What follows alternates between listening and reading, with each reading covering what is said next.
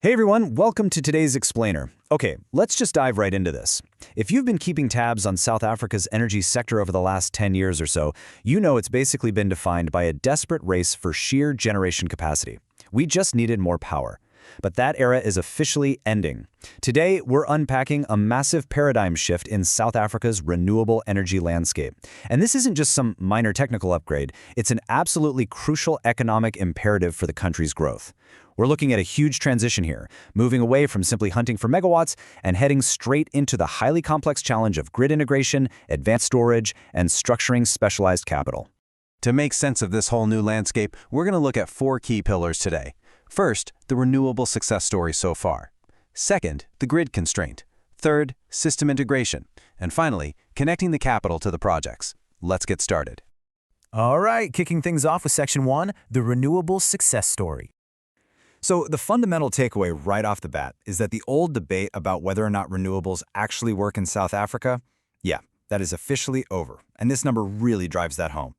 Over 7 bid windows, the Renewable Energy Independent Power Producer Procurement Program, or REIPPP, has mobilized an absolutely staggering 240 billion rand in private investment.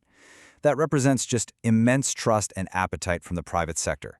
Through this program, South Africa has successfully procured more than 7 gigawatts of capacity. To put that into perspective, that's enough operational generation to fundamentally alter the baseline energy mix of the entire country. The proof of concept is undeniably there, and it really stands as one of the developing world's most credible public-private procurement successes. Think about the sheer market appetite we're seeing right now in the most recent procurement rounds. In bid window 7, the government went out with a target of 5,000 megawatts of capacity. But the market's response? It was completely overwhelming, coming in at a massive 10.2 gigawatts of bids. I mean, that's more than double what the government even asked for. It proves unequivocally that the private sector is not holding back one bit. The capital is there, and the developers are incredibly eager to build. Let's break down those bid window 7 results a little bit further. From that massive pool of bids, 8 solar projects were appointed as preferred bidders, representing 1,760 megawatts of capacity and driving 31.4 billion rand in investment. And importantly, they actually added more projects specifically on value for money grounds. This just shows you the hyper-competitive nature of this bidding process. Developers are aggressively driving prices down, which makes these massive assets economically viable. So, the really crucial point to take away here is this. The demand from the market to build well-structured renewable projects right now far exceeds what the actual system can absorb.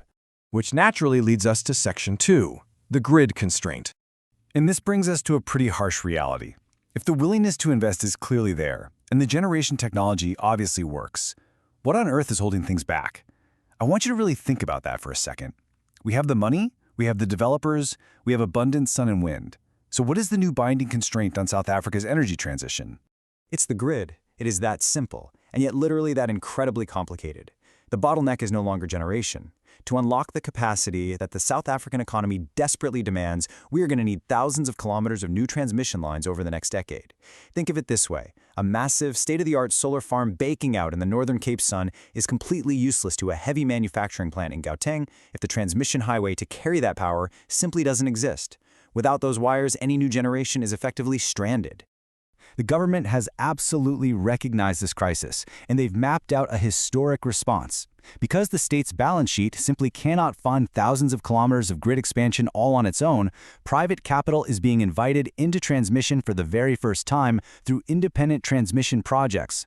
By December 2025, 7 consortia had actually pre-qualified for this massive undertaking. Phase 1 of this launch is targeting 1,064 kilometers of new grid, which represents an initial 17 billion rand investment. This is a massive, fundamental, structural shift in exactly how national power infrastructure gets funded and built. All right, moving right along to Section 3, storage and system integration. Because here's the catch. Building new transmission lines is only one piece of the puzzle.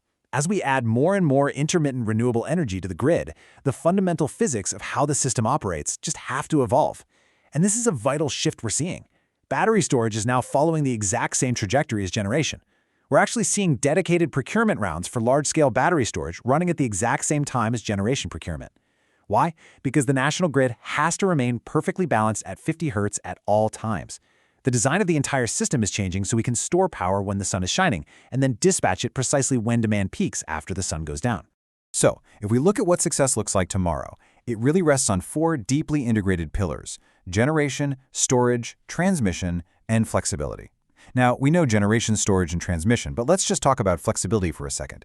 Flexibility refers to the intelligent software and the rapid response physical systems needed to juggle things like intermittent sun and sudden drops in wind. The future of the system is going to be won on this integration. All 4 of these elements have to work together as one cohesive, intelligent machine. If you're missing just one pillar, the entire grid becomes unstable. And that brings us to our final part, Section 4, Connecting Capital to Projects. This immense technical complexity naturally brings us to a massive hurdle. What does this highly complex, integrated system demand from a business and finance perspective? How do you actually get these mega projects off the ground? Well, the requirements for a winning project have escalated dramatically. Step 1, you absolutely need credible local development partners who can navigate the complex web of land rights, regulations, and local communities. Step 2, you need highly experienced technical teams who can seamlessly integrate generation with cutting-edge storage. And Step 3, above all else, you need funding structures that are perfectly matched to this specific type of infrastructure. Connecting the right capital to the right project stage is absolutely the decisive skill in this new era. And the crazy thing is, the capital for these projects actually is out there. We're looking at a highly diverse pool of active sources ready to deploy. Commercial banks, development finance institutions, pension funds, and international investors are all actively looking for a piece of the action. So the challenge isn't really finding the money. The complexity lies entirely in structuring that money. Why is structuring so hard now? Because suddenly, you're blending the traditional risk of generation technology with the much newer risk of battery integration, and all of it is tied into novel grid expansion models. It requires a completely bespoke financial architecture. To really understand how the industry is adopting to this, look at the specialized firms emerging in this space, like Enerthia Energy, who actually authored our source material for today's explainer. They operate essentially as a funding originator and consultancy. Notice what they don't do. They aren't funding projects from their own balance sheet, and they certainly aren't swinging hammers to build the sites. Instead, they act as architects of the middle space. They originate, structure, and enable. As this whole ecosystem professionalizes, the industry is increasingly relying on entities like this to translate massive engineering complexity into actual financial bankability, bridging the gap between the developers on the ground and the deep pockets. As we wrap up today's explainer, I think this quote just hits the nail on the head and perfectly summarizes the core paradigm shift we've been discussing. The first decade of the REIPPP proved renewables work. The next decade will be decided by grid capacity, integrated systems, and the quality of the partnerships behind each project. It's spot on. The era of simply hunting for megawatts, that's completely behind us. The era of systemic integration is here. The opportunity in South Africa's energy sector is definitely more real and more massive than ever before, but it now belongs strictly to those who are positioned to actually deliver on this new complexity. So I want to leave you with this final thought. As the transition moves from pure generation into complex integration, are your strategies, your capital structures, and your partnerships truly ready for the integrated decade? The megawatts are waiting, but only for those who can connect all the dots. Thank you so much for joining me for this explainer. I really hope this helps structure your understanding of the road ahead.